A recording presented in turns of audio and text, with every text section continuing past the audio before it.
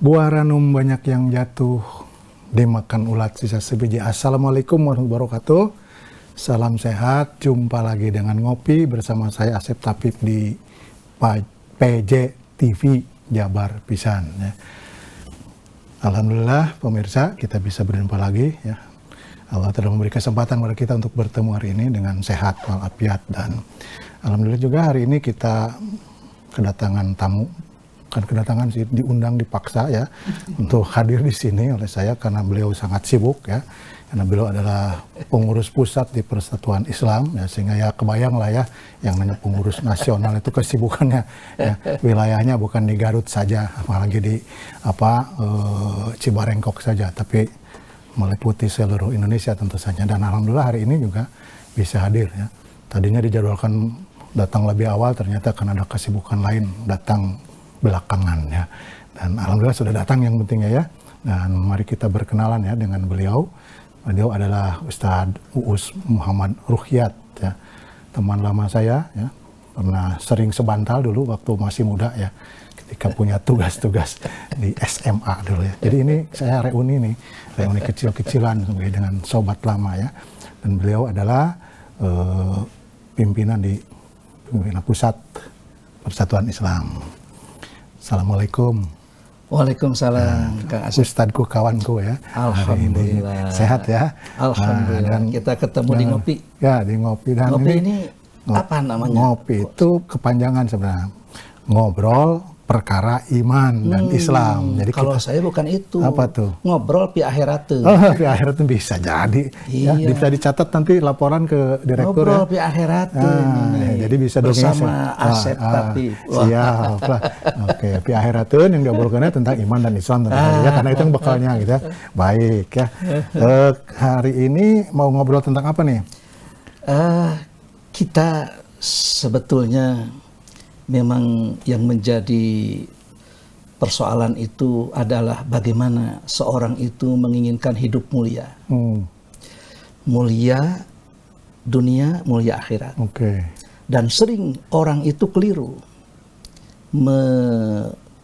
mencari kehidupan mulia itu melalui dunia, harta yang banyak, melalui jabatan yang tinggi, melalui beraneka ragam macam. Tahta, harta, kuota. Ya, kuota. Dari mulai popularitas sampai kepada isi tas.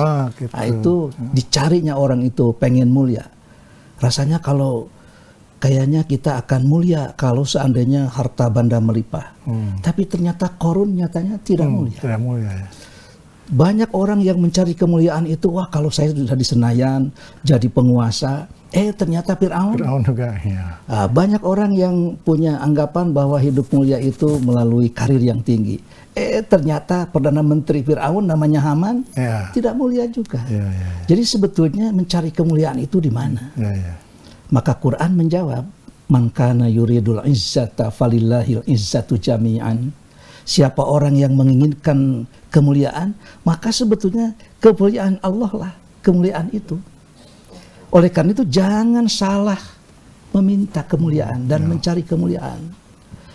Bahwa kemuliaan hidup di dunia dan hidup di akhirat itu jawabannya ada pada Allah, karena kemuliaan itu adalah milik Zat yang Maha Mulia. Nah, bagaimana caranya? Ada tangganya. Oh, ada tangganya ya. Tangganya itu adalah mi'raj.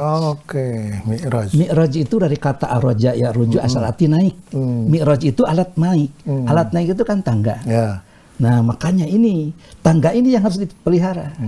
Tidak ada rumahnya. Itu. Bagaimana cara mendapatkan tangga itu? Nah, inilah barangkali karena mi'raj itu adalah tangga, bagaimana supaya kita ini terus saja tangga-tangga kemuliaan itu bisa diraih sampai akhir hayat.